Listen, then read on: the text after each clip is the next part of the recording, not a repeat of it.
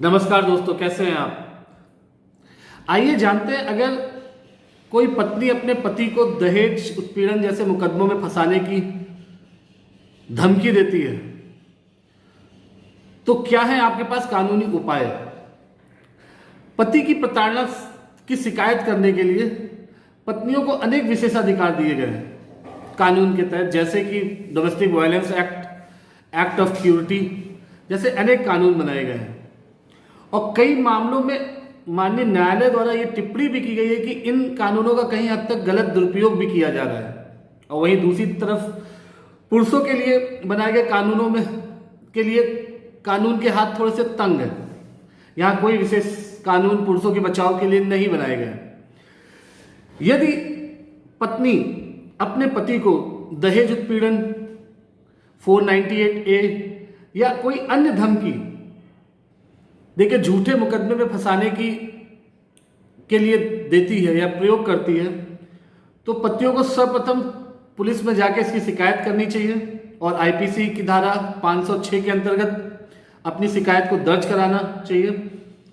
अगर आपकी पत्नी की शिकायत आपकी शिकायत से पहले चली गई तो आपके पास पुलिस प्रशासन के सामने अपने पक्ष का बचाव रखने के लिए कुछ नहीं रहेगा। अगर आपकी पत्नी आपको झूठे मुकदमे में फंसाने की धमकी देती है तो बिना देर किए पुलिस को एक लिखित शिकायत आईपीसी की धारा 506 के अंतर्गत आप दे सकते हैं और अपने पक्ष को मजबूत कर सकते हैं अगर पत्नी आपको झूठे मुकदमे में फंसाती है।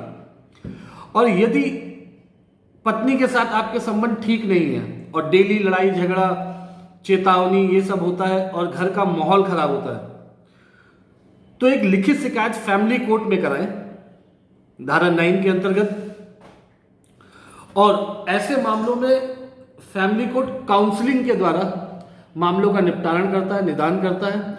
और यदि निदान नहीं होता है तो पत्नी द्वारा झूठे मुकदमे में फंसाए जाने की स्थिति में आपका पक्ष और मजबूत होगा, क्योंकि एक तो आपने पहले शिकायत कर रखी है पुलिस में कि ये मुझे झूठे मुकदमे में फंसाने की आशंका है। सेकेंड थिंग, आपने फैमिली कोर्ट में उसकी शिकायत करी कि घर धमकियां देती है, तो जिससे फैमिली कोर्ट आपकी इसके लिए काउंसलिंग सेशन आप पति पत्नियों के बीच में रखेगा।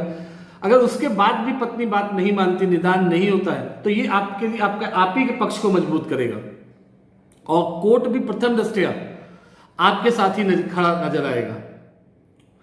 और साथ ही साथ जो बहुत महत्वपूर्ण है, साथ ही साथ कि पत्नी की मानसिकता का भी उजागर होगी कि वो आपको झूठे केस में फंसा रही है, किसी भी चीज पे वो पहल नहीं कर रही है, उसकी क्या मानसिकता है ये भी कोर्ट के सामने उजागर होगी। और यदि पत्नी काउंसलिंग के बाद भी ना माने तो आप हिंदू मैरिज एक्ट की धारा 13 के अंतर्गत तलाक की अर्जी प्रस्तुत कर सकते हैं।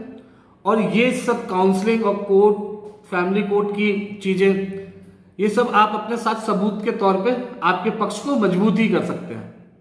आज के लिए इतना ही, फिर मिलते हैं एक नए सेशन के साथ। स्वस्थ रहिए, सुरक्षित रहिए। जय हिंद।